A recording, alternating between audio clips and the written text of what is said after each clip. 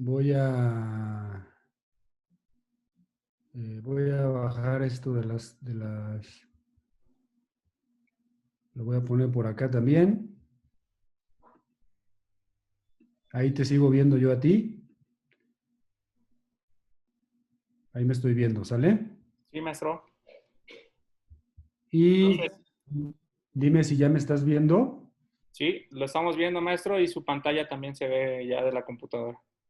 Bueno, nada más voy a pasar la primera diapositiva para ver si la presentación corre, ¿no? Obviamente pasó a la segunda diapositiva, doctor Bilroy. Sí, maestro. Está ahí una diapositiva que tiene concepto, objetivos, métodos quirúrgicos y aplicación de mínima invasión. Bueno, muy bien. Entonces, oye, te iba a preguntar, eh, ¿es necesario que tenga mi cámara prendida o no? ¿Cómo es la dinámica en ese sentido para no, bueno, simplemente para estar de Como acuerdo usted a... guste, maestro. Si usted desea mantener su cámara prendida, pues está bien. Y si la desea apagar, pues nosotros lo vamos a escuchar y vamos a estar atentos a las diapositivas. Es obvio que si mantengo la cámara prendida, pues es obvio que me van a estar viendo todos los participantes y ya, ¿no? Sí, Digo, maestro. tengo la impresión de que es menos impersonal así, ¿sabes? Sí, maestro.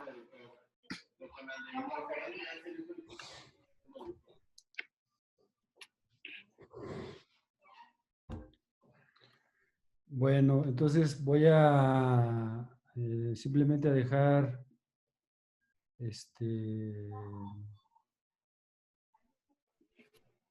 ahí está. Ya tengo mi cámara prendida, más bien la mía nada más. Y en este momento ya puse la diapositiva inicial. ¿Cómo han estado, Roy? ¿Hoy tuvieron clase hace ratito o no? Bien, maestro. Acá. ¿Perdón?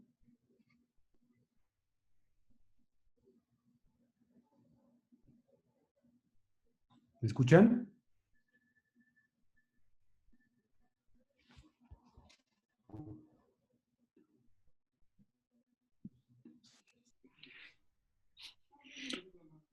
¿Dónde está Jonathan?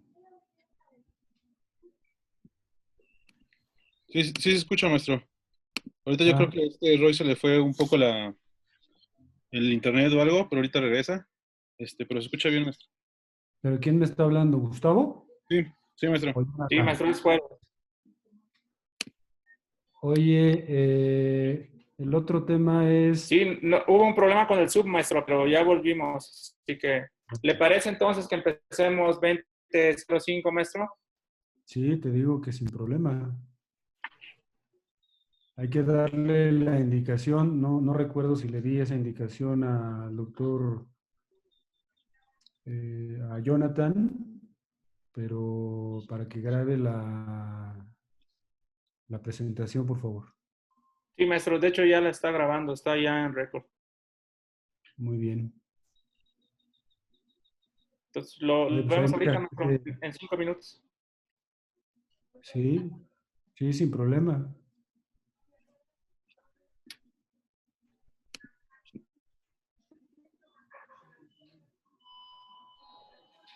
Fíjate que me he quedado sorprendido porque incluso me han hablado algunos amigos Sí, y bueno, pues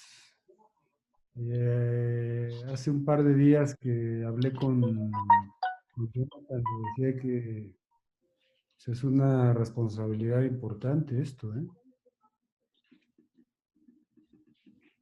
sí, maestro, Entonces, pero creo que la pandemia nos dio una oportunidad a los residentes para que estemos un poco más cerca de nuestros maestros y pues poder aprovechar la experiencia y lo mucho que ustedes nos pueden transmitir. Bueno, pues ojalá que... Fíjate que creo que y como entrando en tema, aunque después hagamos como un resumen, después de que platicamos contigo y con Jonathan, eh, estas pláticas que voy a tener oportunidad de compartir con ustedes, por la amable generación, la generosa invitación que me han hecho, están diseñadas para transmitirles conceptos, ¿sabes? Entonces, espero que cuadrándolo desde ese punto de vista, sean realmente útiles, partiendo de la premisa de lo que ustedes mismos me dijeron, que era un escenario de médicos residentes, principalmente, ¿no? Como target académico, si es que lo queremos decir así, y no es un foro, vamos a decir, de expertos en mínima invasión, porque si no, entonces seguramente incluso el lenguaje podría cambiar un poco, dando por obvio muchos conceptos. Y cuando la gente pues, no ha tenido ese contacto más cercano a la cirugía de mínima invasión, yo creo que sí vale la pena como poner una línea base y poder irnos entendiendo todos de la mejor forma, ¿no? Sí, maestro, yo creo que ese va a ser el objetivo, como usted nos dice, para que pues empecemos a nosotros que creo que en ningún hospital público y en ningún hospital de seguro, tanto IMSS como ISSSTE, se maneja la tecnología como la queremos probablemente aprender el día de hoy, ¿no? Sigue siendo esa cirugía anárquica de hace 50 años y pues es lo que queremos aprovechar de usted. Puedes decir cirugía tradicional, ¿no? Porque usar palabras como anarquismo es un poco que te apunten las placas, Ferrufino, porque si no al rato vamos a estar aquí en otros temas. Doctor Ursid, apúntele las placas al doctor porque aquí ya estamos manejando un lenguaje más duro y todavía no empezamos la plática. ¿Eh? Pero bueno, me da gusto verlos, Luis Alberto, Gustavo, Arturo. ¿Eh? Maestro, ¿qué tal? ¿Cómo está? Bien, buenas noches, Rubí. Por ahí, gentes, estoy tratando de ver las portadas y hay gentes que conozco, pero en realidad hay muchos jóvenes que no conozco y bueno, pues Hola, eso maestro, me buenas noches. emociona mucho. Buenas noches. A ver, ¿quién está hablando? ¿Dónde ando? Yo, maestro Ursid, maestro. Ah, ya. Ya te abrieron el micrófono, ya te Sí, dieron maestro. permiso. Gracias, es un gusto que nos acompañe, maestro, y volverlo a ver en toda esta Bueno, pues, pandemia que estamos viviendo, maestro. mira, si me quieres ver seguido, pues no te preocupes, te programamos todos los domingos, sin problema. Sí, claro, maestro. Claro que sí, sin problema, maestro. Es cuestión de darle. Nosotros estamos en pro de la enseñanza, maestro. Entonces, Al cliente lo que precisamente, yo por eso estoy aquí con ustedes, porque cuando, te lo voy a decir, Luis Alberto, cuando me enteré de manera fortuita, y me enteré que este tema era, pues, por un genuino interés de aprender, pues, en ese sentido, creo que ustedes ya me conocen suficiente como para saber que estoy dispuesto siempre pues a participar en lo poco o en lo que pueda o simplemente en lo que hago, ¿no? Gracias, Para maestro. para no ponerle ni quitarle porque pues simplemente cada quien está en su lugar. Oye, ahí pregunta para todos los que me puedan contestar. ¿Mi voz se oye bien o no? ¿O se oye ronca o se oye distorsionada? bien, Digo, se yo oye bien. Se escucha bien. Bien, maestro, sin Se problema. escucha muy bien, maestro. muy bien, Gustavo. Bueno, pues yo digo que si no hay más, ya apaguen sus micrófonos todos, que son como las reglas online, Sí, maestro. ¿de acuerdo? Voy a dejar en este momento solo mi cámara y ahí estamos ya.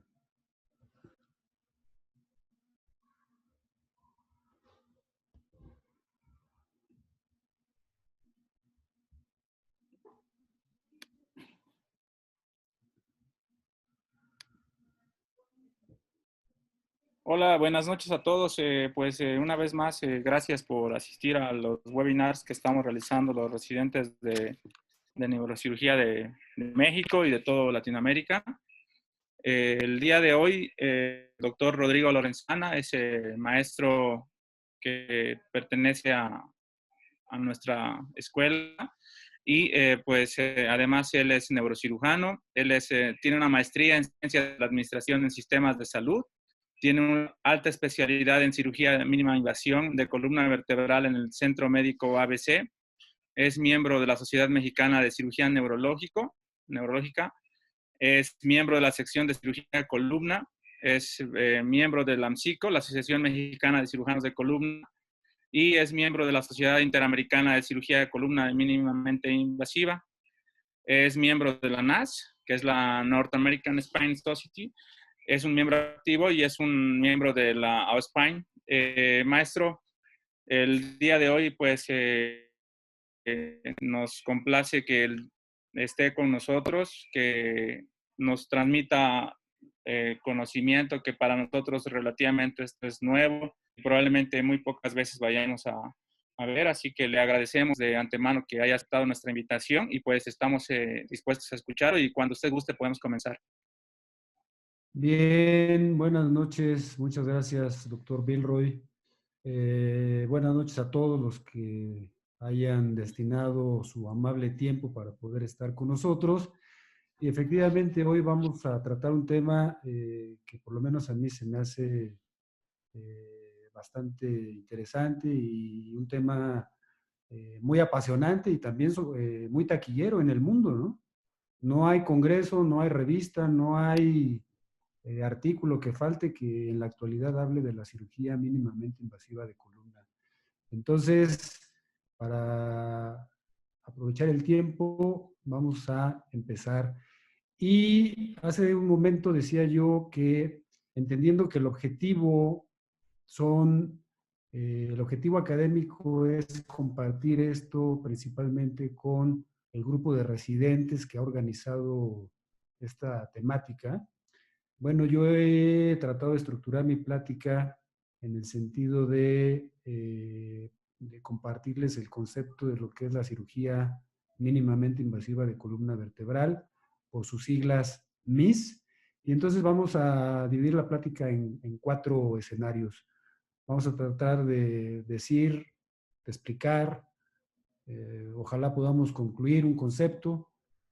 Después hablaremos de los objetivos del tratamiento, de los métodos quirúrgicos que involucran a la mínima invasión en la columna vertebral y a lo largo de la plática les mostraré toda una serie de casos clínicos para tratar de mostrarles la aplicación de la cirugía de mínima invasión en la columna vertebral. Desde que ha iniciado este concepto de la mínima invasión, todos han tratado de ponerse de acuerdo en qué es la mínima invasión y muchos están siempre con la idea de que el objetivo principal es minimizar el trauma del acto quirúrgico. Y con esto preservar los tejidos, tanto musculares, las cápsulas, los tejidos ligamentarios y las estructuras vertebrales, incluidas las estructuras óseas. De tal manera que hay muchos artículos, hay libros ahora suficientes que hablan de cirugía mínimamente invasiva y cada quien toma su postura respecto a el concepto. Antes de compartirles la visión que nosotros tenemos respecto a este concepto de mínima invasión, quiero mostrarles para que sepan que esto de la cirugía de mínima invasión no es una moda, no nació ayer, no nació el año pasado, y más bien es el resultado del desarrollo de muchos años, incluso yo diría de por lo menos un par de siglos atrás, donde se han ido perfeccionando las técnicas quirúrgicas, otras se han inventado acompañadas y enlazadas con el desarrollo tecnológico. El doctor Yazargil, que por ahí lo ven en la fotografía superior, fue famoso, como todos lo conocemos, en el ámbito de la neurocirugía por los aneurismas, los meningiomas y las malformaciones.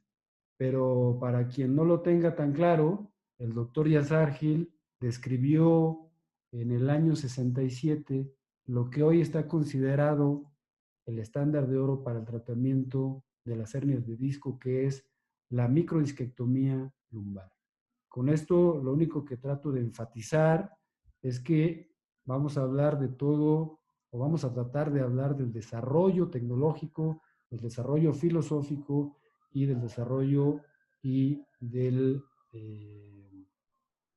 concepto de nuevas técnicas quirúrgicas.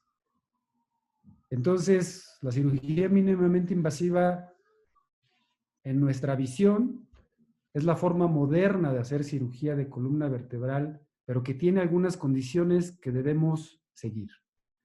Una es minimizar la lesión a los músculos espinales, principalmente, y al resto de las estructuras vertebrales adyacentes.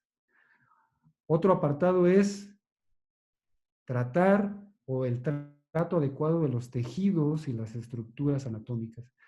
Todos los que somos cirujanos conocemos el concepto de los principios de Halsted, que hablan del trato adecuado de los tejidos.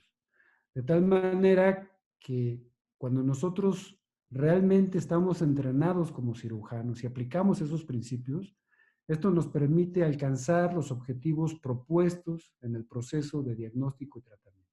De tal manera que esto va a resultar en una recuperación funcional de los pacientes más rápida y con menos dolor.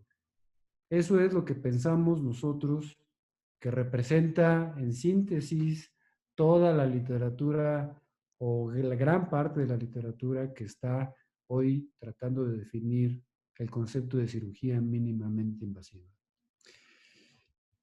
Está claro en la literatura que a una mayor lesión muscular se asocia un peor pronóstico. Por eso, todos los que nos dedicamos a la cirugía de mínima invasión, hablamos siempre de cuidar los músculos, de no comprimirlos, de no despegarlos y de que esa compresión no sea por un periodo largo. Hay estudios bioquímicos, hay estudios volumétricos, como esa cita donde se marca una cirugía abierta, tradicional, y una cirugía en el contexto de la línea mini open o mini abierta. Y vean ustedes la fotografía posoperatoria. En la cirugía abierta, esa imagen blanquecina que traduce un infiltrado graso por la compresión y por lo tanto la pérdida de la función elástica del músculo. A diferencia de lo que vemos en la fotografía del lado derecho, donde cuando hacemos abordajes cuidando los tejidos, preservamos la función muscular, hablando específicamente de las bandas de tensiones musculares. Aquí puse solo algunas ventajas y desventajas porque esto podría ser tema de una presentación por sí mismo. Las ventajas de la cirugía mínimamente invasiva son menor lesión muscular, menos dolor posoperatorio y recuperación posoperatoria más rápida. Las desventajas, pues la mínima invasión, mucha gente tiene la idea de que son heridas pequeñas, pero en realidad hay que hacer accesos dirigidos a un target quirúrgico, a un blanco específico. Por lo tanto, el acceso quirúrgico se hace pequeño. Y noten que hablo de un acceso quirúrgico y no de un abordaje, porque el approach o el abordaje es un anglicismo. Y aquí, bueno, pues estamos hablando desde el punto de vista en un foro, entiendo, predominantemente latino. Otra desventaja es que se ocupa un instrumental específico los instrumentales a los que estamos acostumbrados en cirugía convencional no son adecuados. Y observen este detalle, una curva de aprendizaje que requiere de un entrenamiento formal. Y en las escuelas, en las pocas escuelas que por lo menos yo conozco, ese entrenamiento formal dura 2 años. ¿Qué trato de decirles, doctores? Uno puede ir a entrenarse a cualquier lugar en una técnica quirúrgica, pero eso no equivale a convertirse en cirujano de mínima invasión. La fluoroscopía transoperatoria como un riesgo laboral, al estar expuestos a los rayos X, es una desventaja también. Esta diapositiva me gusta mucho porque ¿qué podemos hacer con la cirugía de mínima invasión? Todos piensan, o hay mucha gente que piensa que hacer mínima invasión es meter agujas para hacer tratamientos de radiofrecuencia al disco. Otros han asegurado que la endoscopía, o como dice la literatura anglosajona, la full endoscopy, es la mínima invasión. Bueno, en este escenario académico en el que estamos hoy, donde yo estoy tratando de conceptualizar la mínima invasión, tengo que decirles que ni son heridas chiquitas, que ni es picar discos y mucho menos es solo endoscopía. Entonces, primero, la cirugía mínimamente invasiva se aplica a todos los segmentos de la columna vertebral, cervical, torácico, lumbar y sacro. Y podemos hacer abordajes anteriores, posteriores, laterales, oblicuos anteriores y oblicuos posteriores. Si queremos hablar del marco teórico de la cirugía de columna propiamente dicho, entonces por un lado tenemos que la cirugía de mínima invasión nos sirve para poder hacer cirugía de preservación de movimiento.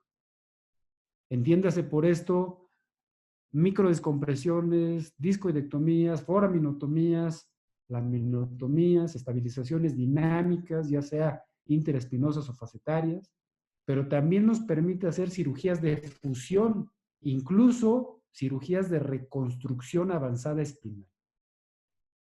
Podemos hacer abordajes anteriores con el ALIF, posteriores con el PLIF, oblicuos posteriores con el XLIF, el LLIF o el DLIF, como sea que se llame por el tema comercial que hay por ahí.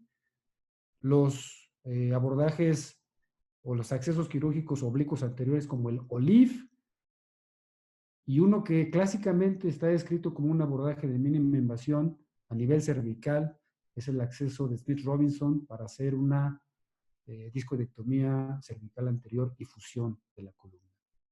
Ahora vean, la cirugía mínimamente invasiva se basa o se ayuda de herramientas tecnológicas. Cirugía con visión directa a través del microscopio con una imagen de tercera dimensión. Cirugía con visión indirecta a través de un endoscopio que tiene la desventaja de darnos una visión 2D.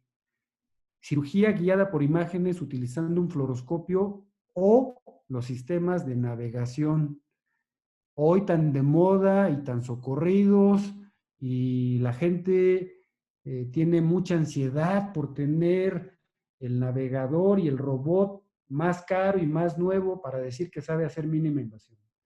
Cuidado con esto, por favor. Una cosa son las herramientas tecnológicas que utilizamos para poder hacer cirugía mínimamente invasiva, y otra cosa es el concepto más robusto de lo que es la esencia de la cirugía mínimamente invasiva, que es como lo acabo de describir, y ya más adelante les mostraré ejemplos que espero dejen bastante más claro esta postura. La mínima invasión tiene un fundamento clínico fundamental, como toda la medicina, solo que aquí la exploración física neurológica de la columna es bastante elocuente y bastante reproducible, de tal manera que puede ser muy objetiva. Para todos aquellos que de repente pensamos que los libros de texto que usamos en las escuelas de medicina no evolucionan. Y hablando específicamente de dos cosas que nos atañen en la cirugía de columna, que son los dermatomas y los miotomas, les comparto esta cita donde, si ustedes revisaran el artículo, se van a dar cuenta cómo han evolucionado los mapas de los dermatomas y también cómo han evolucionado los mapas de los miotomas o de los miotomos. De tal manera que la clínica debe ser lo fundamental para el diagnóstico, siempre engranado con los estudios, por supuesto, de gabinete, neurofisiológicos, de complemento que nos permiten engranar toda la idea, entender el problema del paciente y, por lo tanto, hacer un plan de tratamiento. Hay ocasiones, y seguramente todos han tenido esta experiencia, que llegan pacientes que los estudios y la clínica no nos alcanza para entender el problema porque los pacientes están en problemas muy serios. Bueno, entonces, la medicina la cirugía mínimamente invasiva también se vale de diagnósticos invasivos. Llámense bloqueos foraminales, facetarios, del hiato, epidurales, y que pueden ser de tipo diagnóstico y o terapéutico. Estos procedimientos también se consideran como técnicas mínimamente invasivas y el cirujano de columna de mínima invasión debe estar entrenado para realizarlos con un objetivo muy claro: obtener la información del paciente de primera mano y evitar mandar al paciente con otro especialista que interprete en su propio juicio el bloqueo. Estas son cosas que uno va adquiriendo conforme los años le van enseñando cada vez más y los pacientes nos van enseñando cada vez más cómo podemos hacer nuestro trabajo de la mejor manera.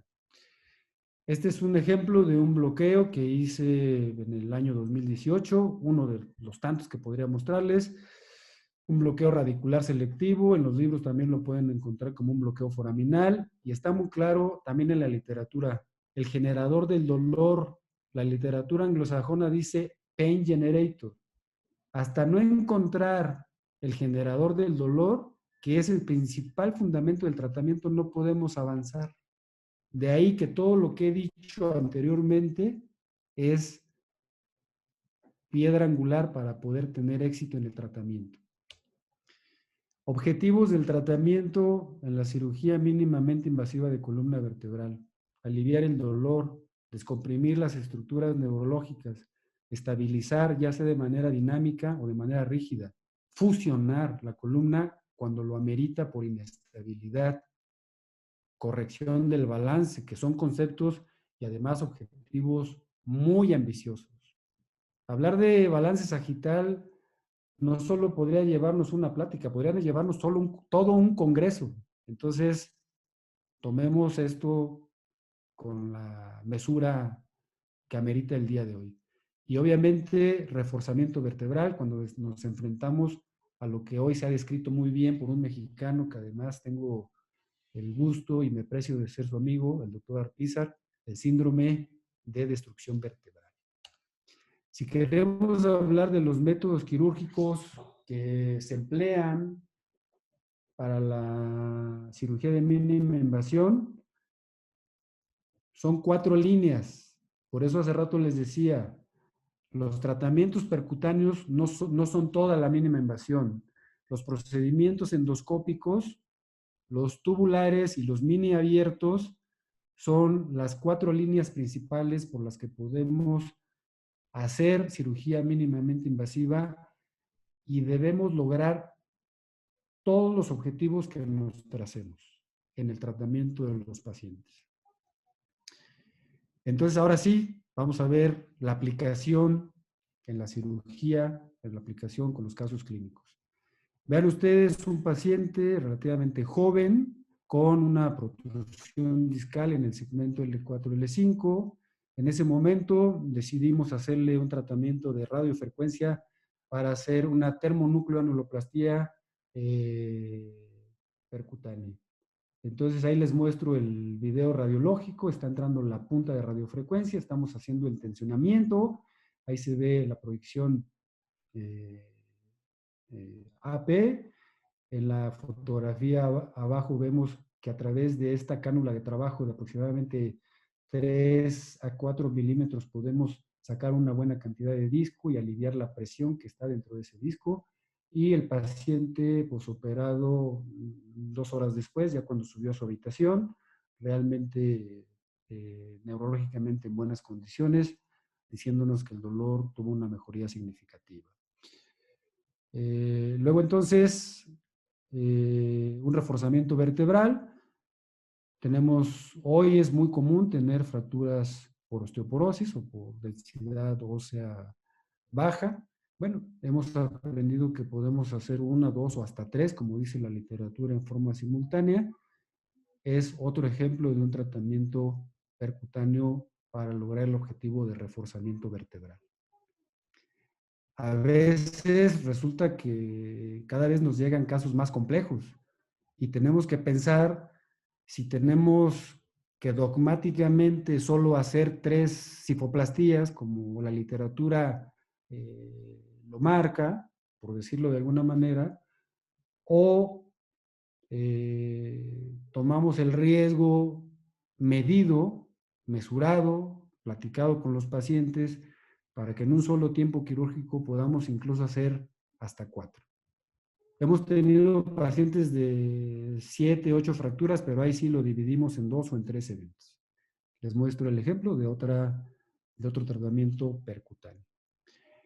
Cuando hablamos de estenosis espinal, tenemos ahí una estenosis severa en el segmento L4, L5, con un compromiso foraminal del lado izquierdo, o una hernia de disco. Entonces, nosotros estamos haciendo abordajes tubulares tanto con el microscopio, que además fue la versión como lo aprendimos en nuestro entrenamiento de mínima invasión, y también hemos adherido lo que es los accesos tubulares asistidos por endoscopía, de tal manera que por lo menos también en nuestra visión y como ha sucedido con nosotros, en estos casos de estenosis espinal hemos podido lograr los objetivos de la descompresión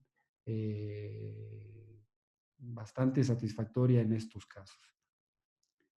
Les voy a enseñar el postoperatorio. Aquí está el pre y el transoperatorio.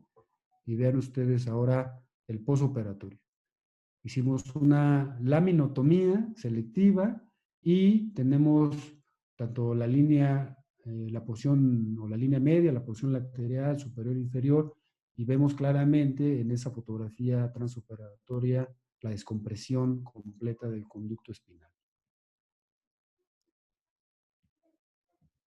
La cirugía tubular, la cirugía mínimamente invasiva no es exclusiva como ya dije desde el principio, de la región lumbar. Les voy a mostrar un caso, una paciente muy joven con una radiculopatía predominantemente de C4, izquierda, y si ustedes ven la fotografía en corte sagital, en corte medio sagital, pues nadie operaría a este paciente. A esta paciente nadie la operaría porque pues nadie le ve gran cosa, sinceramente. Pero cuando hacemos el análisis de los estudios con más detalle, está claro que esta paciente tiene una hernia foraminal que comprime ventralmente el transcurso de la raíz en el segmento o en la zona 2 del foramen, que propiamente es el foramen y es propiamente la zona más estrecha del foramen. ¿Cómo podemos corroborar esta impresión en la resonancia magnética? Utilizamos la tomografía y espero que lo vean tan claro como yo. El foramen del lado derecho, 6.2 milímetros, el contralateral 3.4, quiere decir que hay una estenosis foraminal.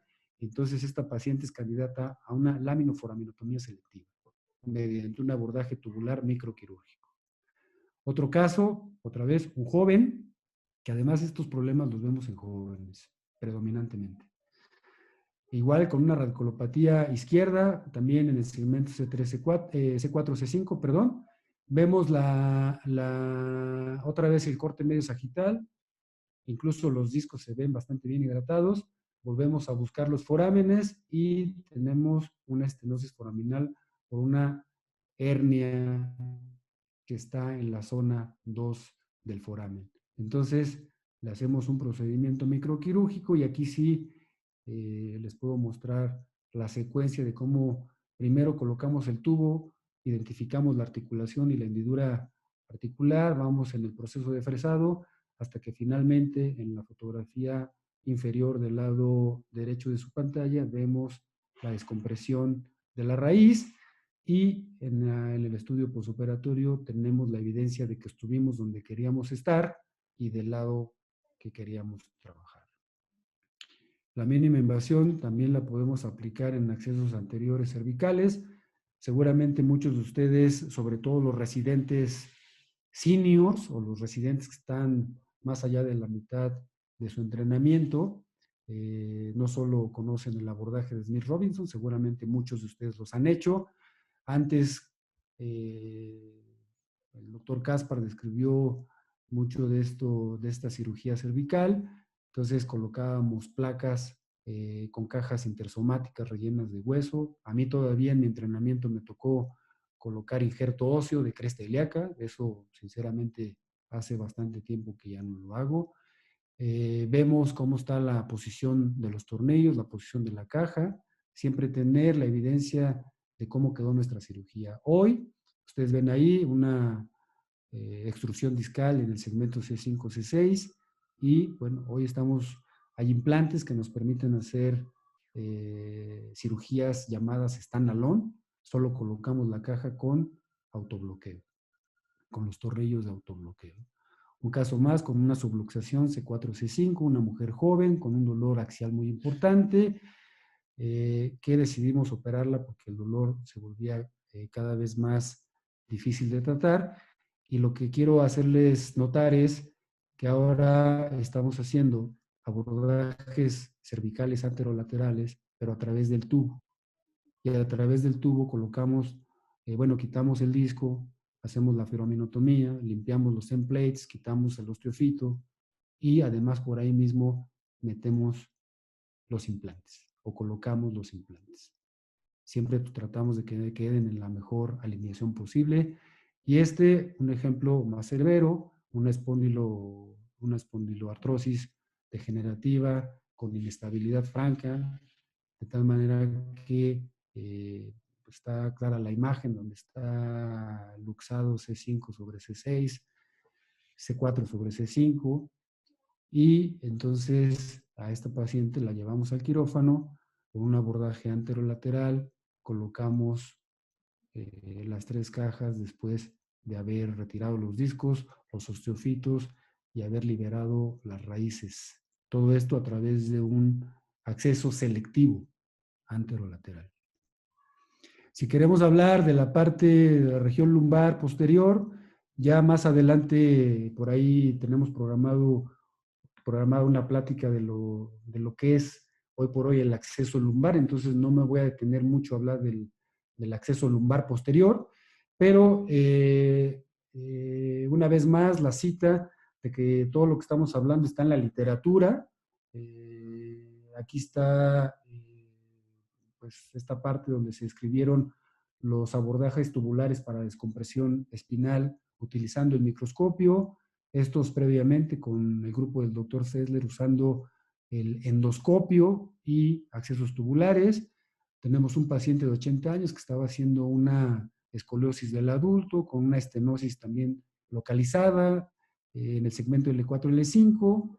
Les muestro el video de cómo hacemos la dilatación progresiva para colocar los sistemas tubulares, que es una de las preguntas que sobre todo los residentes más jóvenes siempre me están haciendo.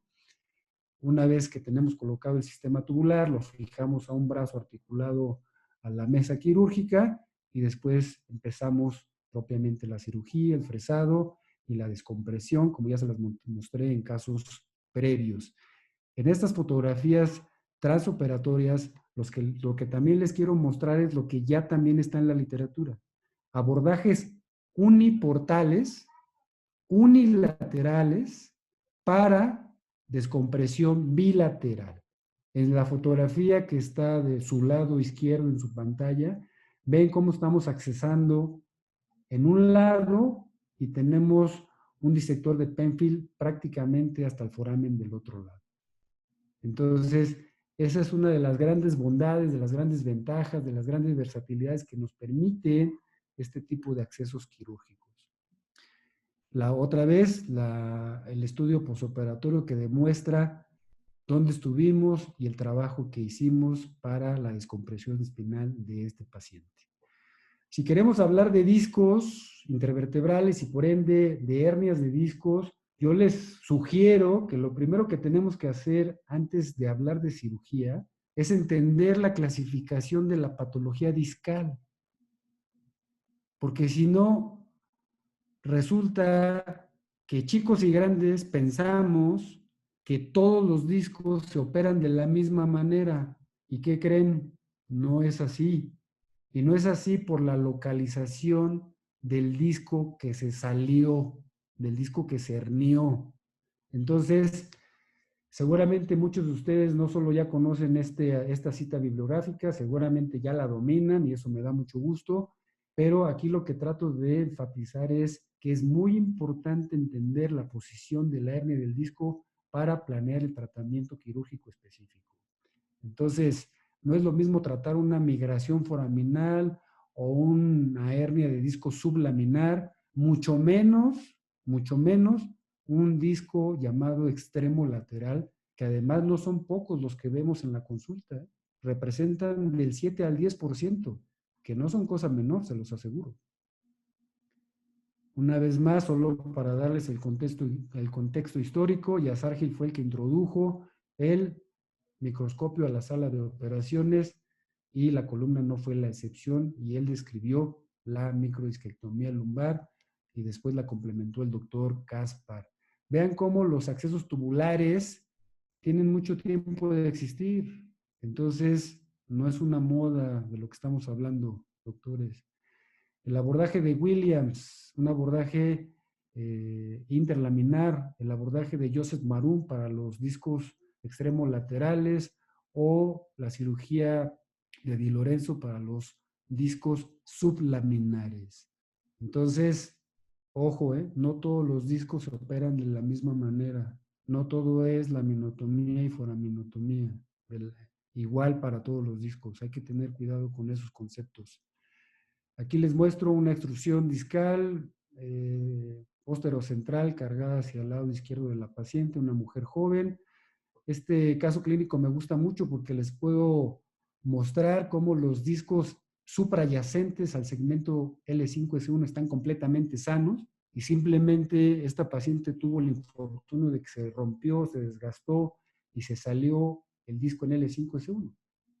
Entonces aquí, este es un muy buen ejemplo para poder explicar por qué la mínima invasión va dirigida a blancos quirúrgicos específicos. O sea, no tengo por qué hacer una cirugía que vaya de L3 a S1 cuando el problema está en el segmento o en la unidad funcional, que también ya después hablaremos, en el segmento L5-S1. Y además tiene lado derecho e izquierdo, en este caso izquierdo. Entonces, en esta paciente decidimos hacer un abordaje tubular microquirúrgico. Ahí están viendo la posición de los tubos, ahí están viendo cómo tenemos el microscopio en el campo quirúrgico. Realmente está de más decirles que los pacientes sangran 10 mililitros, 20 mililitros y ya nos estamos escandalizando. Hace mucho que nosotros no transfundimos a nadie por este tipo de cirugías y el resultado transoperatorio es poder sacar el fragmento del disco extruido y observen la foto transoperatoria. Podemos no solo descomprimir, sino incluso esqueletonizar la raíz de paso, que en este caso es S1, y la raíz de salida, que en este caso es L5. De tal manera que cuando tenemos estos resultados transoperatorios nos quedamos bastante satisfechos porque sabemos que el resultado debe ser bastante bueno, pues no solo para la paciente, para todos los que estamos involucrados. La huella quirúrgica a través de una tomografía, vean cómo son abordajes quirúrgicos muy específicos. Otro ejemplo, un joven con una extrusión masiva del disco.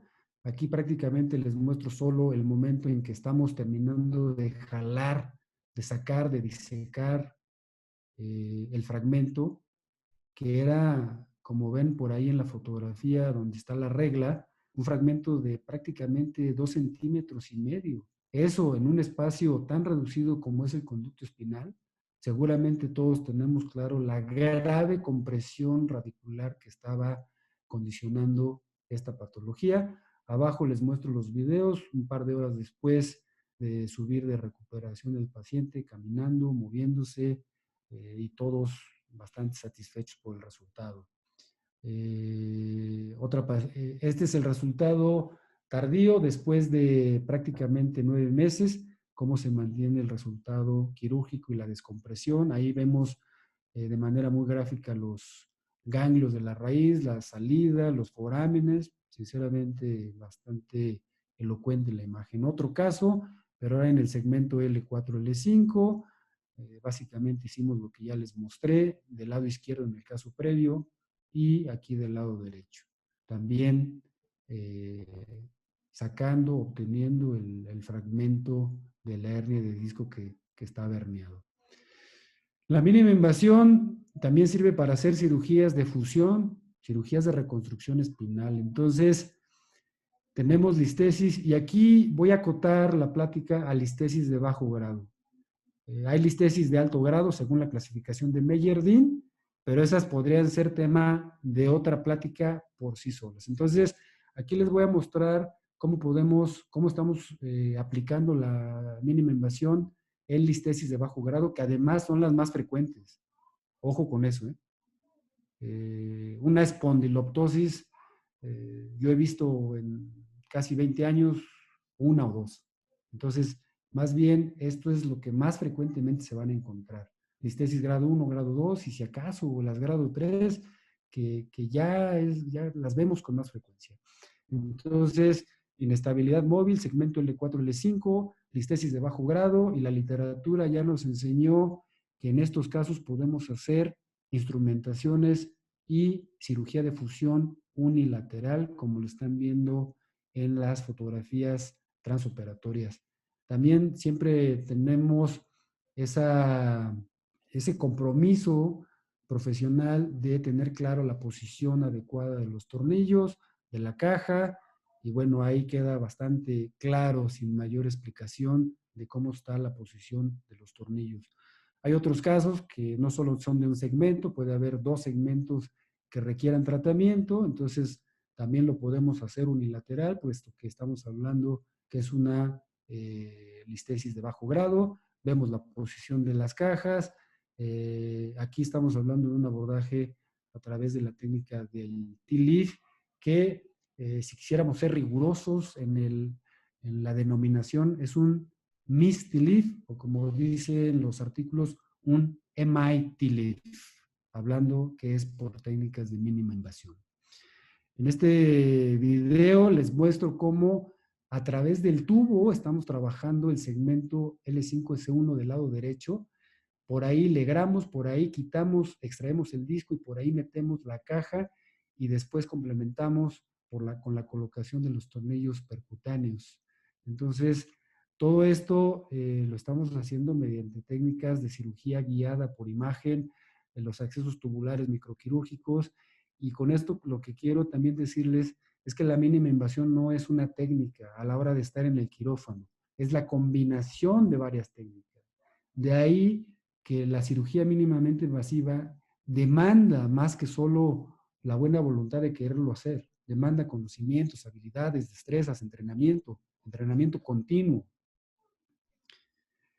Y vean, seguramente todos han visto, o muchos de ustedes se han enfrentado a casos de inestabilidad, pero con pacientes con osteoporosis severa. La primera respuesta para estos casos es que le curen la osteoporosis porque los tornillos se van a salir y entonces siga con el dolor porque pues quién sabe si la vamos a poder operar, a menos que usted acepte el riesgo de que los tornillos se puedan estar en peligro por la baja densidad ósea que se llama osteoporosis severa. Bueno, hoy la mínima invasión en esta combinación de técnicas quirúrgicas nos permite poder ofrecerle a este tipo de pacientes una solución. No estoy diciendo, ojo, no estoy diciendo que los riesgos desaparecen, no lo estoy diciendo. Lo único que estoy diciendo es que si podemos combinar las diferentes técnicas quirúrgicas, es más probable que podamos ayudar a más pacientes. Porque si esperamos a que un paciente con osteoporosis severa se le cure la osteoporosis, pues van a pasar por lo menos 2 o 3 años. Entonces, quién sabe si tengamos tiempo, ¿no? Bueno, les enseño la resonancia. Vean ustedes el foramen del lado izquierdo, incluso hay un pedazo de disco ahí metido. Entonces, aquí les muestro el transoperatorio, colocamos los tornillos y para los que no tengan tan claro qué son esas nubecitas que se ven en la punta de los tornillos, es simplemente cemento. Entonces, en los pacientes con osteoporosis severa, con inestabilidad, hacemos cirugía con tornillos canulados, fenestrados para poder administrar cemento una vez que los tornillos están colocados. Vean en la fotografía superior del lado derecho de su pantalla, donde están las flechas señalizando. Por un lado, en la flecha lateral está señalizando el abordaje del T-Leaf, o sea, el abordaje transforaminal que hicimos, y vean que prácticamente ya no hay faceta, y por ahí entró la caja intersomática.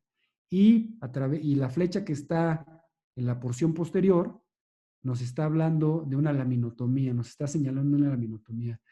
Hemos aprendido que la descompresión indirecta en muchos casos es suficiente, pero también en algunos casos muy particulares pensamos que debemos de ser un tanto cuanto más agresivos. Y entonces, a través del mismo acceso quirúrgico tubular podemos hacer el T-Leaf y también podemos hacer una descompresión espinal. Esa es otra de las grandes virtudes que nos permiten estas cirugías sin hacer más abordajes quirúrgicos o agredir más a los pacientes. Este es el último caso que les voy a presentar. Es un caso de un accidente bastante serio, de un choque frontal a alta velocidad en la carretera, en una carretera de estas libres, donde van de ida y vuelta los automóviles, unos para un lado y el otro en sentido opuesto. Una joven que en esa época estaba a punto de cumplir 15 años, en el impacto sufrió una fractura que se conoce como la fractura del cinturón de seguridad, que en términos de doctores, en términos de clasificaciones, se llama una fractura tipo Chance. Ojo con la clasificación que les pongo, es una N0. N0 solo se los recuerdo, quiere decir neurológicamente intacta. Quiere decir que la paciente estaba gritando de dolor, pero neurológicamente íntegra. Y entonces ahí es donde estos pacientes se vuelven un verdadero reto quirúrgico. Prácticamente 15 años, intacta, pero con una lesión que involucraba las 3 columnas de Dennis. Entonces, bueno, en ese momento nosotros decidimos, vean a ustedes ahí todo el edema ligamentario, facetario, toda la lesión ósea que se ve bastante clara, pero vean el conducto espinal, realmente bastante respetado. Para este caso, nosotros decidimos hacer un abordaje o un tratamiento percutáneo. Y con esto quiero hacerles la diferencia que los tratamientos percutáneos no solo equivale a meter cánulas pequeñas, los tornillos también se pueden poner mediante técnicas percutáneas con cirugía guiada por imagen, ya sea por fluoroscopía o ya sea por navegación espinal en tiempo real. Entonces aquí simplemente nosotros hicimos una ferulización de la fractura con una instrumentación corta, considerando que la paciente todavía está en una etapa de desarrollo y que debemos procurarle la madurez esquelética. Entonces, mediante técnicas quirúrgicas percutáneas, hicimos 4 pequeñas incisiones para colocar los tornillos con las camisas telescópicas, bajamos la barra, aseguramos los tornillos, pusimos los candados y este es el resultado inmediato.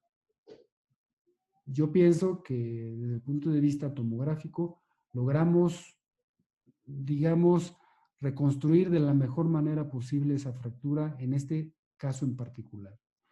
Otra vez, los tornillos de diámetro suficiente y de longitud suficiente para lograr un constructo sólido. Entonces, después de 6 meses en el seguimiento de esta paciente, vean ustedes, en el mes de mayo la fractura en agudo y en el mes de noviembre ya con datos de consolidación reportado por el radiólogo. En este caso esperamos hasta que la paciente tuviera prácticamente 1 año de operada para retirarle los tornillos, que además en la literatura está permitido en este tipo de fracturas en particular. Y un poco más de 1 año después de la cirugía, la joven, la paciente, regresó prácticamente a hacer su vida normal. La cirugía mínimamente invasiva requiere de un proceso de enseñanza y aprendizaje y requiere de una secuencia de etapas. Muchas veces nosotros, yo mismo me entrené así, hay que aprender en el paciente. Bueno, resulta que si queremos aplicar conceptos más serios de entrenamiento, o mejor dicho, de formación de recursos en altas especialidades, el estudiante de posgrado debe pasar primero por un marco teórico sólido, que incluye entrenamiento con maniquís. Después hay que pasar al espécimen cadavérico. Y una vez que tiene este concepto supervisado por un mentor, por un tutor, entonces podrá empezar su proceso para aplicar sus conocimientos y adquirir sus destrezas en tiempo real con los pacientes. De tal manera que pues, todos vemos esta ergonomía de las manos, pero es el resultado de un proceso de entrenamiento. No dejo de decir que la cirugía de mínima invasión, por más chiquita que sea la cirugía, uno no la hace solo. Uno necesita un verdadero equipo de gentes preparados, de gentes profesionales en el quirófano. Vean ustedes la fotografía del centro. Es para hacer un reforzamiento vertebral con un trocar de 4 milímetros. Bueno, vean la fotografía de al lado. 6 manos para sostener ese trocar porque tenía una osteoporosis tan severa esa paciente que al mínimo movimiento ese trocar podía literalmente perforar el retroperitoneal. Entonces, la cirugía de mínima invasión es con un grupo quirúrgico, con un equipo de amigos, idóneamente. Ahora, no estoy diciendo nada que no se pueda aplicar a cualquier tipo de cirugía. Simplemente les estoy mostrando lo que pienso que es como lo debemos hacer. Conclusiones. Aprender cirugía mínimamente invasiva, yo diría simplemente aprender quiere decir transformarse. Y para eso uno tiene que estar dispuesto a dar tiempo, dispuesto a dedicarse, dispuesto a desarrollar el talento que probablemente uno ya tenga, pero que uno no lo ha descubierto. Otra cosa es, y otra pregunta que por ahí podría salir es si el cirujano se hace o nace. Podríamos platicarlo, pero vamos a dejarlo en paréntesis eso. La siguiente conclusión es, el diagnóstico clínico es fundamental para elaborar el plan quirúrgico. Si no hay un diagnóstico clínico, mala idea hacer cirugía mínimamente invasiva. En mi opinión, en mi visión de cómo se debe de hacer la cirugía mínimamente invasiva, esta sí requiere un entrenamiento formal. Y ya dije que en las escuelas más serias es de 2 años.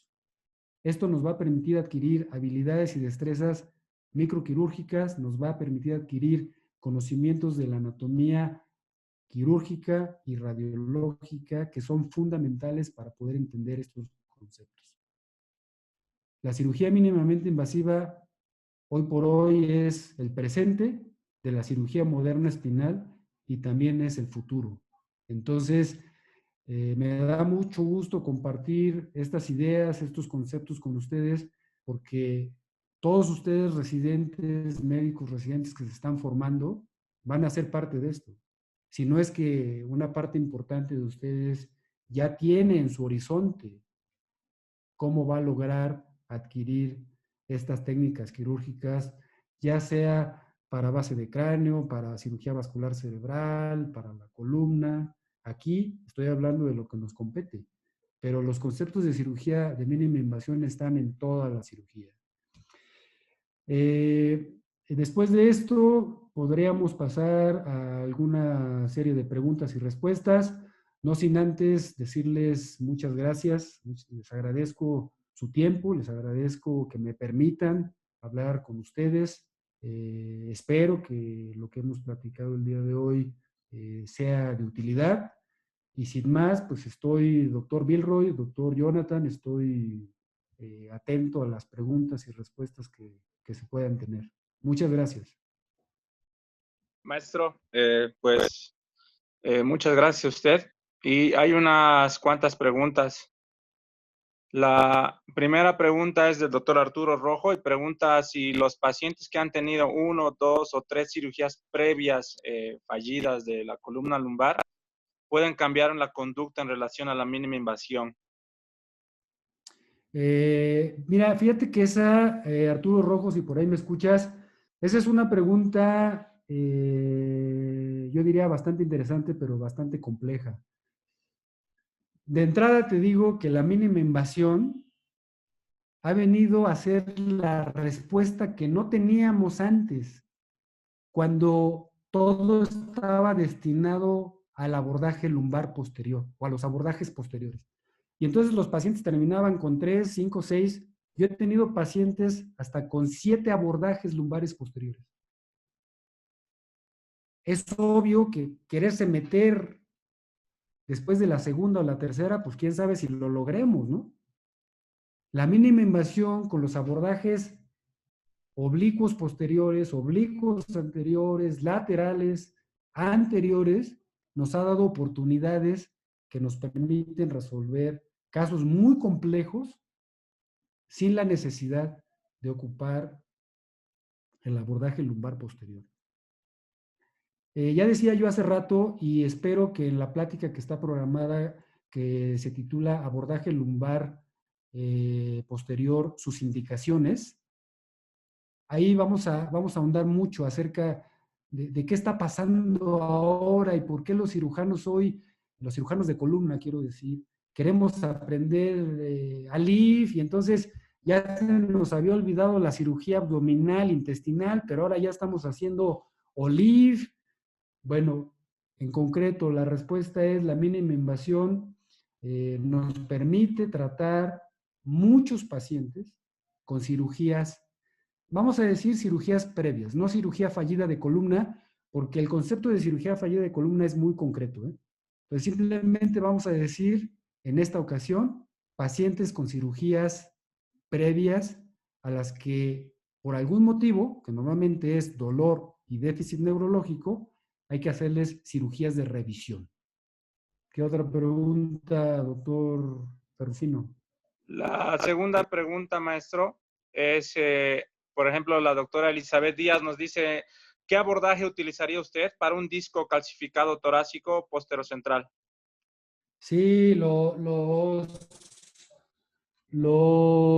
para empezar, y afortunadamente para todos los cirujanos de columna, los discos torácicos calcificados posterocentrales son los más raros, para empezar, afortunadamente. Después, en el mundo hay un experto que se llama el doctor Daniel Rosenthal, un doctor de origen argentino, avecindado en Alemania, que es el doctor que más hernias torácicas con discos calcificados ha operado en el mundo. El abordaje es un abordaje a través o de la costilla, haciéndonos espacio, o transpedicular. Siempre estas preguntas que pueden parecer muy específicas, hay que dejarlas con cierto margen porque hay que evaluar, pues primero si el paciente tiene dolor, ¿no? Yo muchas veces me he topado con pacientes que tienen estudios donde la columna está deshecha, pero no tienen dolor. Entonces, la primera pregunta que tendríamos que hacernos es si hay que operarlos a todos por los estudios. Por supuesto, cuando tiene indicación quirúrgica, pues simplemente hay que operarlos. Eso también está claro, porque somos cirujanos. ¿Qué otra pregunta, doctor Ferrufino? La doctora Lizzy Espero. Munaico, maestro, nos pregunta, ¿de qué tamaño? Y creo que es una pregunta que nos hacemos muchos de nosotros. ¿Desde qué tamaño es el diámetro del tubo, maestro, que utiliza? Hay diferentes tamaños, ¿no? Dependiendo también de lo que se quiera trabajar, pero normalmente el dilatador, el tubo que va a ser el iniciador y pues el tubo que va a ser la guía de trabajo, ¿de qué tamaño son los que utiliza usted, maestro? Muy bien. Bueno, a ver, les voy a recordar. Percutáneos son los más pequeñitos. También son trócares, son de 4 milímetros a 5 milímetros. Los endoscopios, de 10 a 12 milímetros. Los sistemas tubulares, prácticamente de manera estándar, todos los que existen, porque ahora sistemas tubulares hay como coches, ¿eh? Todos tienen su marca, todos tienen su modelo y si son 2020 ya cuestan más caros que los 2019 y eso no es cierto, pero respondiendo, hay de diferentes diámetros, 16, 19, 21, 22 o hasta 23. ¿Qué tubo es el idóneo? Pues eso depende de la habilidad, el conocimiento y la destreza, que en una palabra se llama expertise. O sea, depende de la expertise del cirujano. Yo he trabajado los casos quirúrgicos que les mostré de las laminoforaminotomías cervicales con tubos de 16 milímetros.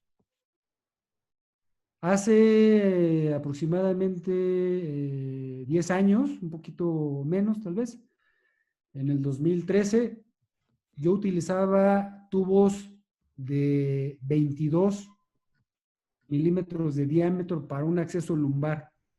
Actualmente estoy usando tubos de 18 milímetros y con eso prácticamente hago la inmensa mayoría de lo que les mostré en los casos clínicos. Y por último, los accesos mini-open. Bueno, recuerden que los accesos mini-open también son accesos tubulares, pero con valvas. Entonces el tubo no es cerrado, el tubo está compuesto por valvas, entonces lo puedes abrir. Y ahí, si hablamos, noten que en todos los casos clínicos no les mostré una línea muy particular que es la oncológica.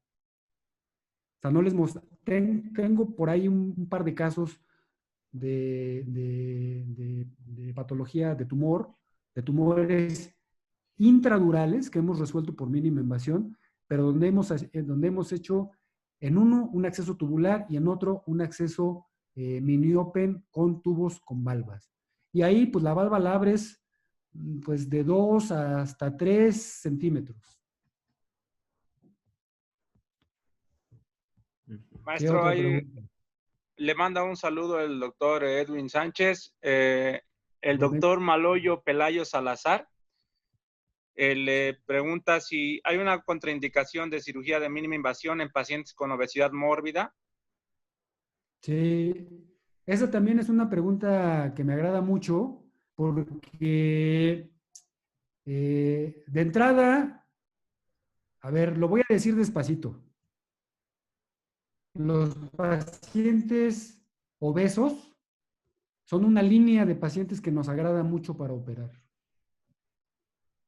Hay toda una conceptualización en el concepto, en el marco teórico de la cirugía de mínima invasión, de la cirugía del paciente de la tercera edad y del paciente con obesidad.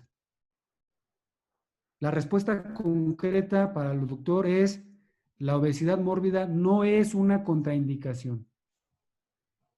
Nosotros hemos estado operando un número bastante importante de pacientes con obesidad mórbida. De hecho, ese es todo un tema, es una plática específica, ¿eh? La cirugía en pacientes obesos. Pero la respuesta es: hemos estado operando espondilolisis sísmica, hemos estado operando hernias de disco, hemos estado operando listesis, sin problema. Digo, está claro que demanda, o sea, esa cirugía puede ser más demandante, pero si la pregunta es la obesidad nos limita, la respuesta concreta es no. Sí los podemos operar. Gracias, maestro. El doctor Clever Palacios Ruilova le hace una pregunta de algo que mencionó en la plática. Él dice que si le gustaría saber desde su punto de vista el comentario sobre si el cirujano se hace o nace, maestro. Sí, yo ya en la edad quirúrgica en la que yo me encuentro, doctor Clever, yo tengo muy claro que los cirujanos tenemos cierto talento nato, pero muchas veces no lo desarrollamos al máximo. Y ese desarrollo no solo tiene que ver con las ganas que uno tenga de querer ser mejor cirujano, tiene que ver con un concepto de un proceso de enseñanza-aprendizaje tutorial. ¿Eso qué quiere decir? Que para que el cirujano realmente alcance niveles más elevados de capacidad y de adiestramiento, no solo debe de estudiar y no solo debe de tomar cursos cadavéricos o como quieran llamarlos. Tiene que estar supervisado por un mentor o por un experto que le pueda enseñar el concepto en términos, vamos a decir, financieros o en términos administrativos, el know-how, o sea, el cómo se debe de hacer de manera correcta. El empirismo o el aprendizaje lírico no creo que sea la justificación para decir que los cirujanos nacen. Los cirujanos traen talento, pero se tienen que hacer a lo largo de toda una maduración estructurada de conocimientos teóricos y prácticos. Esa es mi opinión. Gracias, maestro. El doctor Diego Soto le pregunta si en su experiencia es posible utilizar técnicas de mínima invasión para resección de, por ejemplo, meningiomas, schwannomas, ependimomas. Sí. Me imagino que muchos de los que están por aquí también estuvieron en lo que se llamó la Spinal Week de la Sociedad Brasileña. Y seguramente escucharon tanto al doctor Vaccaro, pero en especial al doctor Fessler. Y de una vez se los digo, yo me declaro seguidor académico, seguidor desde el punto de vista del marco teórico de todo lo que ha escrito el doctor Fessler. Porque si a alguien podemos considerar como el iniciador o el padre de la cirugía espinal moderna, llámese cirugía mínimamente invasiva, es el doctor Richard Fessler. Ojo con eso, ¿eh? Entonces, digo, no estoy diciendo que todos los demás que existen no tengan su lugar. Solo que, en mi opinión, el doctor Fessler es una figura muy importante. Bueno, regresando a la pregunta. Él explicó muy claramente que hoy hay dos líneas etiológicas que no se han terminado de desarrollar en la mínima invasión. La primera es el trauma raquimedular, el trauma medular, y que tiene que ver con la prisa, con el tiempo en el que tenemos que atender al paciente. Y la otra línea que se está desarrollando es la oncológica. Yo les puedo decir que de los dos casos que tengo de lesiones dentro del punto oncológico, una fue un ependimoma y la otra fue un quiste aracnoideo. Y la respuesta es, seguramente muy pronto vamos a ver nuevas técnicas de mínima invasión que nos van a permitir tratar muchos tumores o prácticamente cualquier tumor. Es cuestión de esperar un poco, porque si ha habido un campo en la medicina, si ha habido un campo en el conocimiento que ha girado por la evolución que ha tenido en los últimos 20 años, es la cirugía de columna, ¿eh? Yo les puedo asegurar con claridad que lo que me enseñaron a mí en la residencia fue completamente diferente a lo que yo hoy hago. Ok, perfecto. Gracias, maestro. El doctor Edwin Torres le pregunta si usted, supongo que esta es la pregunta o va dirigida ahí, si ha tenido aperturas durales incidentales y cuál es la conducta a seguir. Sí, por supuesto. No conozco ningún cirujano infalible. Solo conozco, solo conozco a los cirujanos que lo niegan, pero infalibles no conozco a ninguno. Entonces, la respuesta concreta es sí, sí hemos tenido 2 fístulas durales o 2 rupturas transoperatorias de la dura madre. Incluso hemos tenido 2 colecciones posoperatorias en pacientes diabéticos. Y la conducta, pues, es cerrarla, tan simple como es. Miren, déjenme explicarlo de otra manera. El hecho de usar un tubo no equivale a no cumplir los objetivos como si lo hiciéramos por una cirugía tradicional, abierta. Entonces, si la patología era de tal magnitud que el riesgo inminente de un desgarro dural era que lo podíamos tener y se presenta, pues la conducta del cirujano es muy clara, se cierra en ese momento. ¿Y saben qué? Cuando la cerramos con técnicas microquirúrgicas, esa fístula queda cerrada, como decimos los neurocirujanos, a sello de agua, porque lo estamos haciendo con técnicas microquirúrgicas. Aquí el tema es estar entrenado en técnicas microquirúrgicas. Porque otra cosa es decir, yo no lo puedo hacer a través de un tubo. Bueno, una cosa es, no se tiene el entrenamiento adecuado para hacerlo, y otra cosa es, el tratamiento de una fístula por mínima invasión es el mismo que por no mínima invasión. Hay que cerrarla, punto. Gracias, maestro. La siguiente pregunta es del doctor André Garibay Gracián. Nos pregunta si podría realizar cirugía de mínima invasión en un paciente con mal de POT. Bueno, de entrada, pues nunca he tenido un caso. Y vuelvo al tenor de la respuesta en una pregunta previa. Puede tener mal de POT, pero la pregunta es, primero, ¿qué le duele? Y luego, ¿qué hay que hacerle? Si hay que hacerle un reforzamiento vertebral por destrucción, y desde el punto de vista infectológico el paciente está en un momento óptimo, pues si eso responde parte de la pregunta del doctor, sí, sí se puede hacer. Pero si el paciente está en una ventana infectológica donde está contraindicada la cirugía, entonces la respuesta es, pues, no se puede hacer ni mínima invasión ni nada.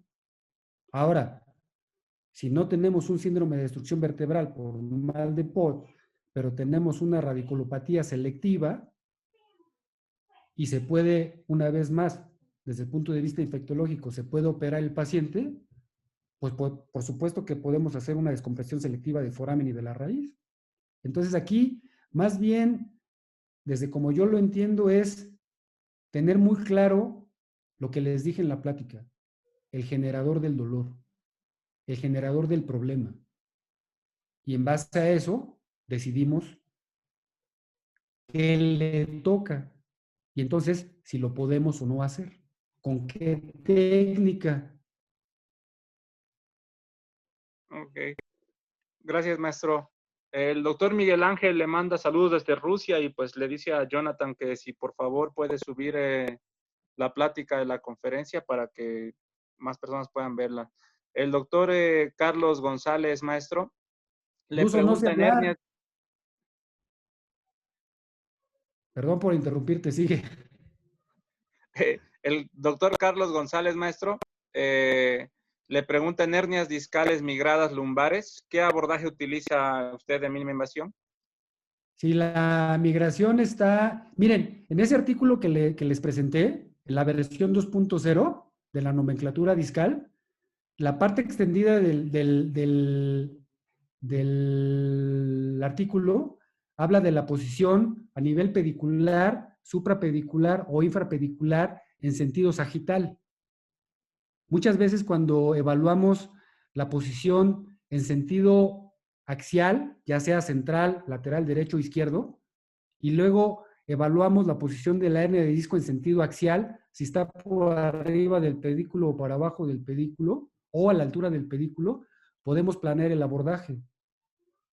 Hay un abordaje muy bonito que es para descompresión foraminal de discos, intra y extraforaminal, que se llama de Gehasi, ¿no? Entonces, bueno, si ese disco migrado se fue y se colocó debajo de la lámina, pues le podemos hacer un abordaje sublaminar con la técnica de Di Lorenzo. Ahí ni siquiera tocamos la faceta, porque ese disco está, si la lámina está así, ese disco está aquí. Entonces, abrimos la lámina por acá y con pinzas microquirúrgicas sacamos ese pedazo. Entonces, una vez más, esos escenarios potenciales que me comentan son verdaderos retos quirúrgicos, pero bueno, trato de contestarles de la mejor manera. Gracias, maestro. El doctor José Chang le pregunta si existe evidencia de diferencia en resultados de largo plazo entre abordaje cervical anterior clásico, supongo que el de Smith-Robinson, y el de mínima invasión. Sí, bueno, aquí, a ver, aclaro el concepto. El abordaje de Smith-Robinson es exactamente el mismo, ya sea, si quieren tomarlo como tradicional o por mínima invasión. O sea, hacer el acceso por el cuello es exactamente lo mismo. ¿Cuál es el concepto que aplicamos de las técnicas de mínima invasión utilizando la técnica de Smith-Robinson? En la cirugía, vamos a decir, tradicional, todos los que hemos estado involucrados con esas técnicas, metemos las valvas. ¿Se acuerdan, verdad? Metemos las valvas. ¿Qué ha pasado con esa situación de compresión prolongada? Que provoca mayor edema del cuello, mayor edema esofágico, e incluso se ha relacionado con disfonía y hasta con síndrome de Horner cuando abordamos C5, C6. ¿Cuál es la diferencia con colocar un tubo? Que la compresión de las estructuras es uniforme, por lo tanto es de menor intensidad. Por lo tanto, en términos más simples, es un abordaje más noble porque tiene una menor magnitud de compresión sobre las estructuras adyacentes al acceso quirúrgico, arterias y venas, esófago y tráquea, y los músculos. Acuérdense que hay que accesar al triángulo carotidio de C5 para arriba. Hoy ni siquiera, ahora sí que aprovechando la pregunta, nosotros, a ver, lo voy a decir de los chiquitos para arriba. En el abordaje de Smith-Robinson cervical anterolateral, cuando queremos abordar los segmentos C5, C6, C7, tenemos que, desde el punto de vista teórico, seccionar el músculo moyoideo para abrir el triángulo inferior al carotidio. Bueno, hoy con las técnicas de mínima invasión y una adecuada disección, no es necesario cortar el músculo, simplemente lo hacemos a un lado. Y como estamos usando tubos, la compresión sobre los músculos es bastante noble y los pacientes tienen una evolución bastante satisfactoria. Entonces, la respuesta es creo que el planteamiento no es el mejor porque no hay diferencia entre hacer mínima invasión y cirugía tradicional porque, por definición, el abordaje anterolateral de Smith-Robinson consiste en abrir la fascia alar, visceral y vertebral, y eso por definición está considerado como mínima invasión. Entonces, no, en mi entender no hay diferencia. Gracias, maestro. En la estabilización unilateral, maestro, que nos mostró, por ejemplo, en los 12 casos clínicos, el doctor Gustavo Anaya le pregunta, ¿qué pronóstico hay o qué tan buen pronóstico tiene ese paciente en relación a una instrumentación de los dos lados, por ejemplo? Eso, repito, ojalá nos alcance para hablar de conceptos de fusión. Por ahí está el concepto incompleto, ¿saben? Muchas veces los cirujanos más jóvenes, los cirujanos que están en formación, aceptan la idea de que la instrumentación, o sea, solo colocar tornillos, es una cirugía de fusión. Bueno, pues yo les puedo decir que pues no es así la historia. Una cirugía de fusión, una instrumentación vertebral, implica la colocación de hueso para lograr una artrodesis. Entonces, ¿por qué la literatura nos ha enseñado, ya entrando en la pregunta, por qué la literatura nos ha enseñado que en listesis de bajo grado los tornillos unilaterales son suficientes? Porque le ponemos un soporte anterior que es una caja rellena de hueso para lograr la fusión intervertebral. Esa es la verdadera fusión, no los tornillos. Desde el punto de vista estrictamente teórico, una vez que se logra la fusión, podríamos quitar los tornillos. Solo que eso equivale a otra cirugía y nadie lo hace en el mundo. Nadie. Esa es una utopía. Entonces los tornillos se quedan ahí.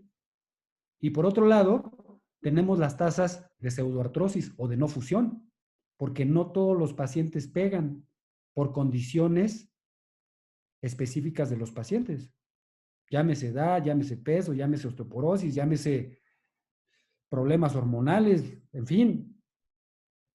Cada paciente tiene sus condiciones y sus circunstancias específicas. Entonces, cuando tenemos un caso bien seleccionado, que vamos a fusionar y logramos aportar la cantidad de hueso suficiente, ya sea anterior, es decir, intersomática, o posterior, quiere decir intertransversa. Mientras se fusione, está perfecto, no va a pasar nada. Si les ponemos tornillos de uno o de dos lados. Esta evidencia casi es práctica, es 1B en nivel de evidencia. Vamos a ver, ojalá en el futuro no salga que todos los que nos hemos convencido de poner tornillos unilaterales en listesis de bajo grado, tenemos que reconsiderar y ahora todos ponerles tornillos bilaterales. Pero para eso falta tiempo. Gracias, maestro. El doctor Julio Charco le felicita por su ponencia y le pregunta, ¿qué opina usted de la ozonoterapia intradiscal? Esa es otra historia. Mira, hubo una temporada en que nosotros seguimos mucho el tema de la ozonoterapia. La ozonoterapia nació en Italia originalmente y de ahí se empezó a popularizar por toda Europa. Y ahora resulta que la ozonoterapia se hace en consultorio. Sí saben eso, ¿verdad? Que hay muchos doctores que tienen su cajita de ozono y llega el paciente al consultorio y ahí pácatelas, ¿no? Y luego resulta que cuando se hace en el quirófano, yo les pregunto a ustedes, ¿cómo logran esterilizar el ozono? Si es un gas que no se ve, que no huele, ¿cómo se esteriliza el ozono?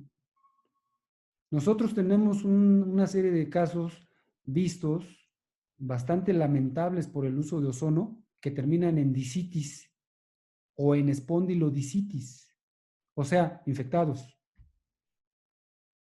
Yo no uso el ozono. Yo no he leído hasta el día de hoy una evidencia, por lo menos 1B, bueno, 2A, déjalo en 2A para no subir a 1. Una 2A que me diga cuál es la indicación precisa del ozono intradiscal. Esa es la respuesta. Gracias, maestro. Las últimas 3 preguntas, creo que 2 son del doctor Edwin Torres, que le pregunta, en la microdisectomía tubular, ¿la recomendación es una exéresis de lo máximo posible de la hernia o solo del fragmento extruido? ¿O con la intención de evitar una reherniación con el dolor lumbar posoperatorio, maestro? Esa es la primera pregunta. La respondo y luego me haces la otra. La Sí, maestro. disectomía, mis doctores, el objetivo específico es hacer en realidad una fragmentectomía. ¿Qué quiere decir? Sacar el fragmento herniado. Hay suficientes artículos que podríamos también platicar que demuestran que ningún cirujano, díganme el nombre que quieran, ningún cirujano ha logrado en laboratorio sacar todo el disco mediante una técnica de disectomía abierta, tradicional, tubular o como percutánea o como la quieran. Entonces el objetivo es sacar el fragmento. Ahora la industria es tan poderosa que ha sacado parches y toda una serie de cosas. Bueno, ojo, para ustedes que son jóvenes, nada de lo que está en el mercado ha resuelto que no vuelva a haber una reherniación. Entonces, simplemente en el primer tiempo quirúrgico, en la primera disectomía, el objetivo debe ser solo hacer una, de la mejor manera posible. De ahí, una vez más, el énfasis de la plática. No todos los discos se operan de la misma manera, porque no todos los discos tienen la misma localización.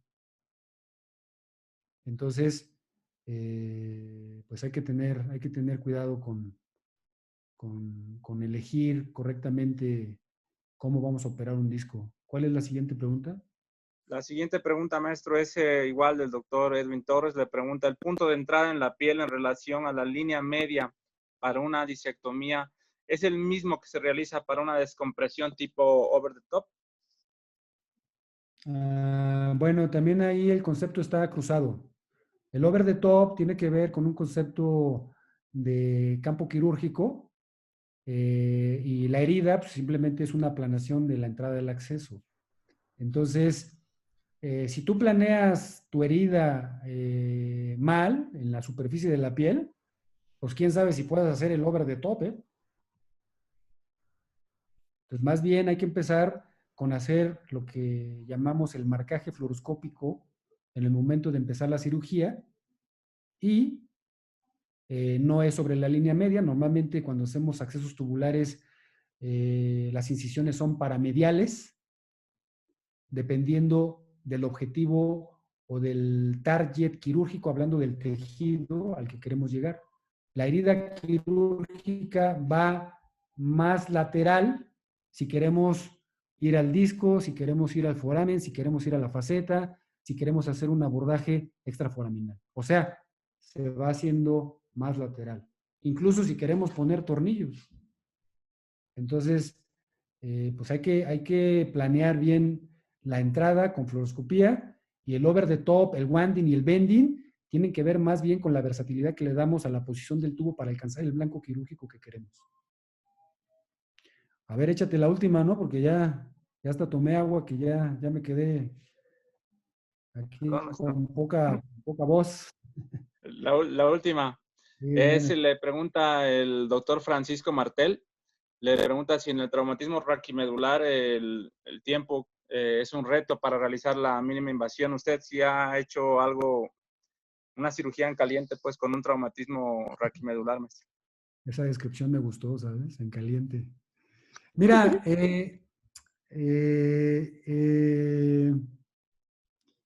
hemos tenido casos de trauma raquimedular, incluso hemos tenido un ASIA A, que quiere decir que el paciente estaba seccionado, una caída de 2 pisos de altura, con una fractura en T10, donde literalmente la vértebra se luxó por completo y pues, el paciente llegó parapléjico. Bueno, pues ahí llegó con 12 horas de evolución. Entonces, sinceramente ahí el tiempo es importante, pero ya no es lo más importante por el tiempo de evolución que trae. Y por otro lado, por lo menos aquí en México, en nuestro país, pues es muy difícil que llegue un paciente con la ventana teórica de 6 horas, de ventana terapéutica para poderlo operar, y que un hospital, díganme el nombre que quieran, tenga todos los equipos de mínima invasión estériles para utilizarse en ese momento. es difícil, es difícil. Entonces, pues ya veremos cómo a lo largo del tiempo vamos aprendiendo más este tema de trauma raquimedular en agudo y el tratamiento, ¿no? Ahorita lo que yo les puedo decir es que los traumas raquimedulares que he atendido han estado fuera de la ventana de tiempo, de la ventana terapéutica, y entonces, a pesar de que la cirugía es apremiante, ya el tiempo toma un papel secundario porque el paciente ya tiene una lesión neurológica establecida. Gracias, maestro. Y creo que esta sí es la última. Una disculpa, doctor Carlos Arias, no vi la pregunta. Nos decía, ¿qué opina de la cirugía single position? En saludos desde el Ecuador, el doctor Carlos Arias. Y también el mismo doctor nos dice que el doctor Luis Pimentel es creador del LexLeaf. ¿Pimentel del Lex-Leaf? Sí, Pimenta. Luis Pimenta, sí. Sí, no. El doctor Luis Pimenta, en todo el mundo lo conocen. Y el que anduvo por ahí también es el doctor Osgur, turco. Y por ahí hay otros, ¿eh? No solo Luis Pimenta, pero esa es otra historia. Esa es otra historia. Hay que buscarle en los libros y verán que sí, efectivamente, el doctor Pimenta hoy por hoy es toda una autoridad en accesos laterales, es toda una autoridad. Nosotros estuvimos presentes durante nuestro entrenamiento cuando la técnica del LexLeaf llegó a México, entonces tuvimos que echarnos un clavado muy fuerte no solo en la parte técnica, sino también en el origen de todo ese concepto quirúrgico, ¿no? Sinceramente no entendí la pregunta, ¿a qué se refiere con single position?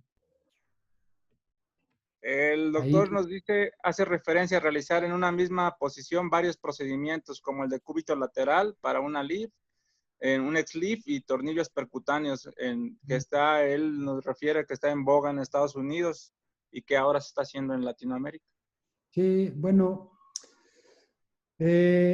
así como está en boga esa postura, también está en boga, voy a decir, reconsiderar los tiempos quirúrgicos.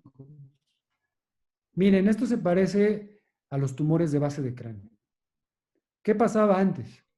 Te metías 20 horas a quitar un tumor del ángulo punto cerebeloso, porque te llevabas 3 o 4 para el acceso y te llevabas como 10 o 12 para quitar el tumor con estimulación de nervios o de pares craneales, ¿no? Más o menos era la historia así.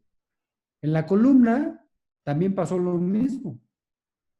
Operábamos pacientes de XLIF y si no les queríamos poner tornillos ni placa lateral, pues los volteábamos en ese momento y tornillos posteriores. Y entonces resultó que, bueno, pues para que no lo muevas, pues ponle las cajas laterales y luego ponle los tornillos por la espalda y si quieres una caja por adelante. Yo creo que esa es una postura más bien del cirujano. Yo sinceramente, si voy a hacer una cirugía circunferencial, y aquí voy a citar el lenguaje ortopédico, una cirugía 360, está demostrado claro y es muy eficiente que se puede hacer mediante un abordaje lumbar posterior. No así por un abordaje anterior, ¿eh? El ALIF tiene muchos asegúnes. En concreto, para la respuesta del doctor, yo por lo menos no practico o no hago la cirugía como la describe de single position. Si yo tengo que hacer una escoliosis del adulto donde voy a corregir la laterolistesis mediante un abordaje lateral, en un primer tiempo hago eso y en un segundo tiempo hago la instrumentación transpedicular percutánea. O sea, hago 2 tiempos quirúrgicos. Gracias, maestro. Maestro, yo tengo una pregunta. Doctor Gabriel Herrera, maestro, le manda un saludo y un abrazo desde Puebla. Y le vamos a dar la palabra al doctor Luis Alberto Ursiz. Muy bien, viene. Sí, bueno, maestro, buenas noches. Buenas noches. En pacientes, maestro, con instrumentación lumbar, por ejemplo, L4 y L5, es muy común en nuestra práctica, maestro, que luego generan segmentos adyacentes o segmentos suprayacentes. Y nuestra conducta es instrumentar, ir por el siguiente nivel, maestro. Entonces, mi pregunta es, ¿la mínima invasión ha cambiado esta modalidad, maestro? O sea, ¿nos da otras respuestas para el seguimiento del tratamiento y del paciente? Sí, bueno, esa pregunta también es todo un reto, ¿sabes? Porque una cosa es hablar del disco adyacente y otro concepto es hablar de la enfermedad del segmento adyacente. Son conceptos diferentes. Te puedo decir que la mínima invasión en el estricto sentido de hacer cirugías a blancos quirúrgicos específicos, digamos que tiene una visión diferente a instrumentar 5 segmentos en una sola sesión, a solo instrumentar el segmento lesionado. Pero en concreto, el segmento adyacente no tiene que ver necesariamente con la técnica quirúrgica, más bien tiene que ver con la enfermedad del paciente, con el tiempo de evolución que tiene. Muchas veces tenemos segmentos adyacentes que no fueron evaluados de manera adecuada y que también necesitaban tratamiento. Ahora, recuerden que la enfermedad del disco no es, desde el punto de vista etiológico, un capricho de los tornillos. Desde el punto de vista científico, tiene que ver con conceptos genéticos, donde se deja de producir colágeno tipo 1 y tipo 2 y proteínas de alto peso molecular. Por eso es que la respuesta no puede, sinceramente, ser tan limitada solo a, pues le pusimos tornillos y por eso hay enfermedad del disco adyacente. Por supuesto que la mínima invasión, en la segunda parte de tu pregunta, doctor Ucid, ha dado más opciones para poder tratar a estos pacientes, por supuesto.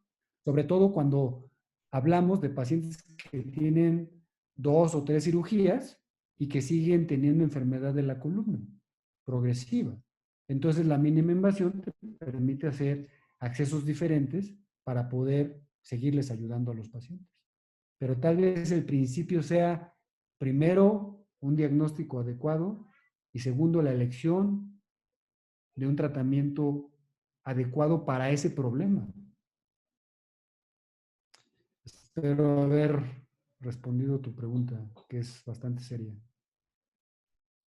Gracias, maestro. Yo le quería hacer una pregunta, o la última probablemente.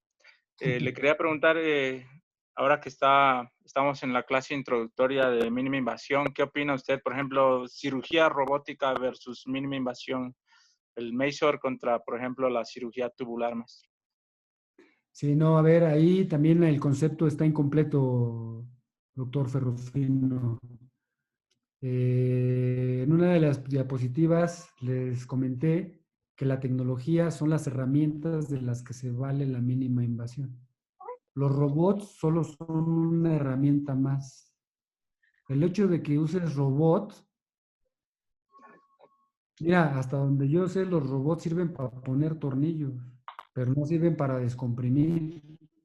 Entonces, si tú me dices que robots contra tubos, pues no encuentro la competencia, porque más bien son complementarios. Luego, entonces, para complemento de tu pregunta con los robots, ¿qué crees? Que los robots no son la solución todavía. Porque si le preguntas a los líderes de opinión, hablando de cirugía robótica, Lieberman u otros, sobre todo americanos, te van a decir que los tornillos quedan perfectos. Bueno, la siguiente pregunta o la pregunta inmediata debería de ser, ¿en qué segmento? Es más, yo diría, ¿en qué unidad funcional? Porque hoy hay suficiente evidencia para saber que la mayor utilidad del robot cuando se trata de una colocación óptima o adecuada de los tornillos es en la columna torácica. Después en la columna lumbar y al final en la columna cervical. ¿Y sabes por qué?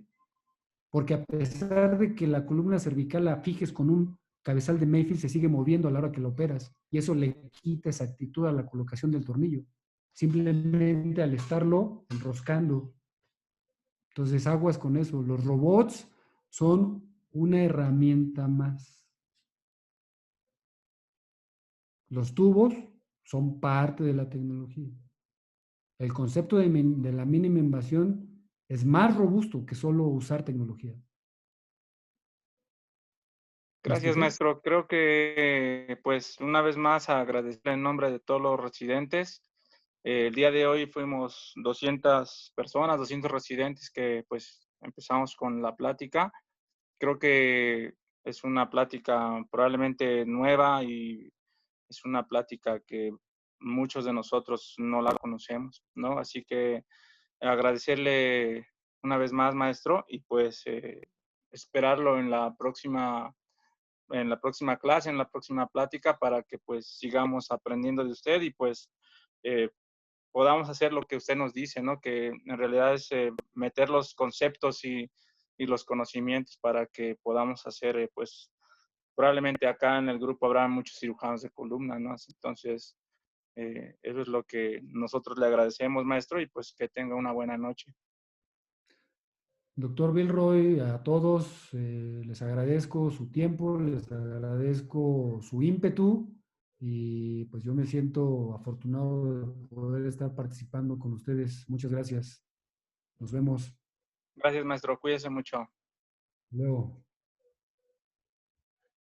Y a los que están todavía en el grupo, creo que son como 100 personas, no se olviden, el día de mañana está el doctor Férez dándonos clase de cirugía vascular, así que pues para que todos estudien un poco y el objetivo sea que aprendamos y pues también pregunten al doctor Férez, ¿no? Que tengan buena noche y muchas gracias.